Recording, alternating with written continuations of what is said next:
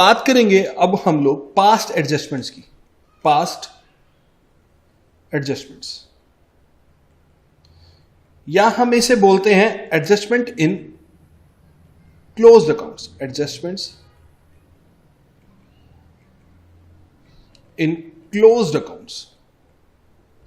यार सिंपल सी बात है, नाम सजेस्ट कर रहा है कि यार हम अपने अकाउंट 31 मार्च को क्लोज कर चुके हैं, क्लोज कर रखे हैं और हमने कुछ एडजस्टमेंट करनी रह गई है हमारे पास, तो उसे एडजस्ट करके दिखाना है। तो क्या हो सकता है, लिखते हैं, थोड़ा सा थियोरेटिकल एस्पेक्ट जान लेते हैं पहले इस टॉपिक का, उसके बाद हम लोग प्रैक्टिकल एस्पेक्ट पे आएंगे। कह रहा है sometimes after the accounts of firm, हम पार्टनरशिप फर्म की बात करें तो firm have been closed, close हो चुके हैं after financial year. Financial year close होने के बाद हमने अकाउंट्स क्लोज कर दिए और क्या दिखता है, कह रहा इट इज डिस्कवर्ड। अब हमें पता चल रहा है यार, हमने अब डिस्कवर किया कि that there have been some errors, कुछ एरर्स हैं यार, या फिर कुछ ओमिशंस हैं, कुछ गलतियां हैं, या कुछ छूट गया है। ठीक है, जिंदगी में कुछ ना कुछ तो पीछे छूट ही जाता है ना, वैसे इस अकाउंट्स में भी कुछ छूट गया है पीछे। तो अब क्या करें यार, कि पूरे के पूरे अकाउंट्स दोबारा बनाए क्या? पागल वागल हो क्या? अकाउंट्स क्लोज कर चुके हो तुम, दोबारा नहीं बना सकते, ऑडिट हो रही है। इस ईयर में जो करना है वो करना पड़ेगा, इस ईयर की एडजस्टमेंट्स करनी पड़ेंगी अब हमें। ठीक है, तो हमने क्या बोला, या कुछ एरर्स हुए या कुछ ओमिशंस हुए, किसमें? अकाउंट्स में, इन अकाउंट्स। ठीक है, तो वो कुछ जो एरर और ओमिशन की बात कर रहे हैं वो क्या क्या हो सकते हैं वो देख लो। Usually following types of errors और ओमिशंस, ठीक है, आर डिस्कवर्ड। कुछ इस तरीके से आएगा, देखना। कुछ एग्जाम्पल दे देता हूं आपको। ठीक है, क्या क्या हो सकता है वो। फर्स्ट कह रहा है when interest on capital, IOC, ठीक है, या फिर और drawings may have been omitted, ये रह गई है यार, हमने छोड़ दिया है, ये हो गया। सेकंड कह रहा है when profit and loss, PNL बोलते हैं जिसे हम, PNL, profit and loss have been distributed in wrong ratio, हमने गलत रेशियो में डिस्ट्रीब्यूट कर दिया है। जो हमारा पीएसआर कुछ था, हमने डिस्ट्रीब्यूशन कुछ और कर दिया। Third, when profit sharing ratio यानी पीएसआर हैज बीन ऑल्टर्ड, इसे हम ऑल्टर कर रहे हैं with effect from some past date, पीछे से कर रहे हैं यार। फोर्थ, कुछ एप्रोप्रिएशन छूट गई हैं, व्हेन सैलरी और कमीशन और bonus payable has been omitted, ये छूट गया यार। ठीक है, तो ऐसे कुछ एग्जांपल्स हैं जो हमने किए कि यार क्लोज अकाउंट्स है, कुछ आइटम्स रह गए हैं, क्या करें? तो ऑल्ट्रेशन एंट्रीज पास कर देते हैं। ठीक है, तो हमें क्या करना पड़ेगा, हमें रेक्टिफिकेशन एंट्रीज पास करनी पड़ेगी। रेक्टिफिकेशन एंट्रीज, उसकी जरूरत पड़ेगी। अब इसमें हमारे पास केस दो होते हैं, केस 1 और केस 2। केस 1 कहता है सिंगल एडजस्टमेंट एंट्री पास कर दो।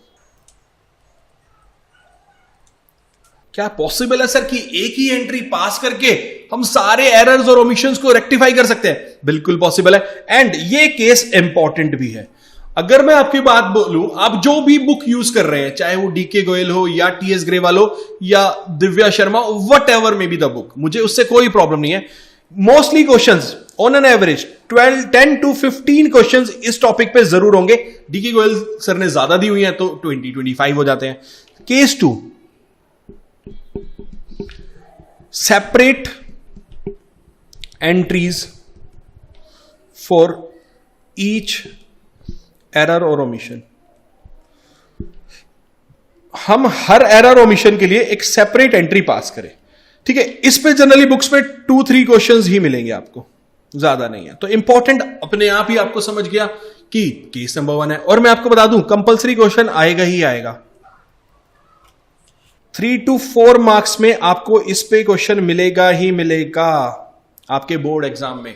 सो इसका मतलब है ये बहुत इंपॉर्टेंट टॉपिक है जो अब हम करने वाले हैं हमारे फंडामेंटल्स ऑफ पार्टनरशिप के अकाउंट्स में, ठीक है। हमारा चैप्टर 1 हम कर रहे हैं। तो सबसे पहले हम अपना केस 1 ही उठा लेते हैं, केस 1, और कुछ क्वेश्चन से सीधा स्टार्ट करते हैं। क्या क्या करना है केस 1 करते टाइम, कुछ इंपॉर्टेंट एस्पेक्ट्स का ध्यान देना है। इंपॉर्टेंट एस्पेक्ट, कैसे करेंगे इस क्वेश्चंस को। देखो कुछ बातें मैं आपको बताने वाला हूं। सबसे पहले तो हम इसमें वर्किंग नोट क्लियरली बनाएंगे, और सबसे इंपॉर्टेंट वर्किंग नोट रहेगा इसमें हमारा टेबल शोइंग एडजस्टमेंट। देखो अब हम सारी एडजस्टमेंट एंट्री तो अलग नहीं कर रहे, एक ही कर रहे हैं। तो कैसे कर रहे हैं वो एडजस्टमेंट एंट्री, उसके लिए एक टेबल बनाएंगे, एडजस्टमेंट टेबल, ठीक है। और वो वर्किंग नोट में क्लियरली दिखाएंगे, टेबल शोइंग एडजस्टमेंट, ठीक है। सेकंड, जो भी हम कैलकुलेशंस करेंगे वो वर्किंग नोट में दिखाएंगे calculation. And second and star point, कुछ बातें ध्यान रखनी है। देखना, हम अकाउंटिंग किसकी कर रहे हैं, अकाउंटिंग किसकी कर रहे हैं, फर्म की कर रहे हैं।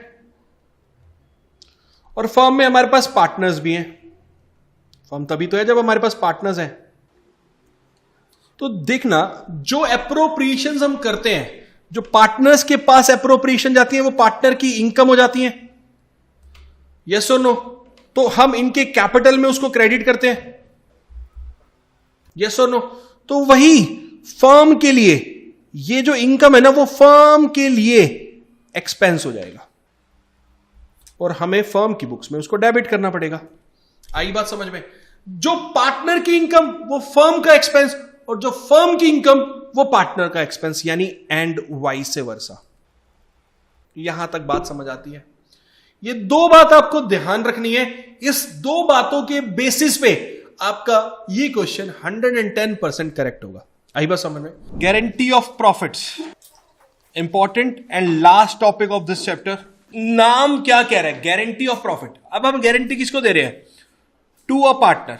किसी पार्टनर को गारंटी करेंगे प्रॉफिट की, ठीक है। कौन करेगा, क्यों कर रहे हैं, पहले उसको समझते हैं। यार देखो, मैं और आप सब मिलके मान लो एक फर्म चला रहे हैं, ठीक है। बट हम सब की एक्सपर्टीज लिमिटेड होगी। मुझे एक अंबानी जैसा बंदा चाहिए अपनी फर्म में। अब अंबानी मेरी फर्म में क्यों आएगा यार, वो बोलेगा भाई साहब मैं क्यों आऊं, मेरा क्या बेनिफिट, आप तो इनएफिशिएंट बिजनेस कर रहे हो। मैंने बोला सर इनएफिशिएंट को कन्वर्ट करना है एफिशिएंट में, ठीक है, इसीलिए तो आपकी एक्सपर्टीज चाहिए। वो बोलेगा भैया आप मुझे क्या पैसे दोगे, तो मैं बोलूंगा सर देखो मैं कुछ भी कमाऊं, ठीक है, मैं अपनी बारे में एज ए पार्टनर भी बात कर रहा हूं और मैं एज ए फर्म भी बात करूंगा। सर आपको हम गारंटी देते कि इतना प्रॉफिट आपको मिलेगा ही मिलेगा, चाहे हमें खुद की पॉकेट से आपको देना पड़े। हो सकता है नहीं हो सकता। तो अभी तक जैसे हम पीएनएल एप्रोप्रिएशन बनाते थे, उसमें हम प्रॉफिट को डिस्ट्रीब्यूट करते थे पीएसआर में, अभी भी हमें वो काम वहीं तक करना है। बट अगर कोई डेफिशिएंसी आ गई जिसको हमने गारंटी करा है, अंबानी सर को हमने गारंटी किया कि सर हम आपको 10 लाख रुपीस देंगे ही देंगे। हम या तो मैं एज ए सिंगल पर्सन बोल सकता हूं कि एक पार्टनर ने दूसरे पार्टनर को गारंटी कर दिया, पहले एक केस बन गया। दूसरा, सारे पार्टनर्स एग्री नहीं कर रहे, कुछ पार्टनर्स, कुछ chunk of partner A B C, ठीक है, बोल रहे हैं कि चलो कोई बात नहीं अंबानी सर को ले आते हैं, ठीक है। बाकी पार्टनर्स बोल रहे हैं कि भाई हम अपना शेयर ही देंगे, कोई दिक्कत नहीं है, हम मिलके 3-4 पार्टनर मिलके उनको अपना शेयर दे देंगे, तो हो जाएगा। या third case, as a firm हम सब एग्रीड है कि अंबानी सर को लाएंगे, बिजनेस अच्छा होगा तो सब अच्छा कमाएंगे, तो अगर कुछ डेफिशिएंसी आएगी तो हम सब मिलके दे देंगे। तो 3 केस बन जाते हैं इसमें। फर्स्ट तो मिनिमम प्रॉफिट की गारंटी कर रहे हैं कि भैया 10 मिलेगा ही मिलेगा, XYZ अमाउंट हो सकता है, 10 मिलेगा ही मिलेगा, ऊपर आ रहा है तो आप घर जाओ खुशी खुशी, कम हो रहा है तो हम अपनी पॉकेट से निकाल के देंगे आपको। आई बात समझ में। सो उसे बोलते हैं guarantee of a profit to a partner. अब पहला केस आ गया, अगर मैं ए केस की बात करता हूं तो कह रहा है गारंटी, सब लिखेंगे, ऑफ प्रॉफिट बाय वन और मोर पार्टनर्स, सब नहीं कर रहे, कुछ मिलके कर रहे हैं इन ए फर्म। सबने नहीं बोला, पर हो सकता है 2 बोल रहे हो सकता है 4 बोल रहे हो, ठीक है। आई बात समझ में। सेकंड, अगर मैं केस बी की बात करता हूं तो guarantee of profit by firm, अब पूरी फर्म गारंटी कर रही है टू अ पार्टनर, ठीक है। पूरी फर्म एग्री कर गई जी अंबानी सर को लाना है, जो भी डेफिशिएंसी होगी सब मिलके कर लेंगे, रेशियो डिसाइड कर लिया जाएगा, ठीक है। Third, partner to partner, single partner ने guarantee given by one partner to other partner, ठीक है। इंपॉर्टेंट केस है, एक क्वेश्चन भी इस पे बहुत अच्छा हम करने वाले हैं, ठीक है। तो आइए देखेंगे, ठीक है। तो अब बात आती है सर डेफिशिएंसी किस रेशियो में देंगे। अगर मैं केस ए की बात करता हूं, ठीक है, पहली बात, अब ध्यान से सुनना जो मैं कहना चाह रहा हूं, बहुत इंपॉर्टेंट बात कहना चाह रहा हूं आप सबको। कौन सा पॉइंट? बाय वन पी, मतलब one partner to other partner. मैं जो बात कहना चाह रहा हूं बहुत इंपॉर्टेंट है, ध्यान से सुनेगा। केस ए में बात कर रहा हूं, मैंने बोला यार guarantee of profit by one और मोर पार्टनर टू अदर, ठीक है। एक पार्टनर को 2 3 4 लोगों ने मिलकर गारंटी दी। तो अब जो डेफिशिएंसी आ गई, मान लो ये आ गई मेरे पास डेफिशिएंसी, तो इस डेफिशिएंसी को बोर्न कैसे करेंगे? तो ये करेंगे जिन्होंने गारंटी दी borne by partner in agreed ratio. या तो इन्होंने कोई अपना रेशियो डिसाइड कर लिया होगा, मान लो 3 पार्टनर ने एग्री किया ए बी सी, तो उन्होंने रेशियो डिसाइड कर लिया 2:1 में हम कर देंगे, तो या तो वो एग्रीड रेशियो हो जाएगा। अगर एग्रीड रेशियो डिसाइडेड नहीं है, if not decided, then profit sharing ratio, ठीक है।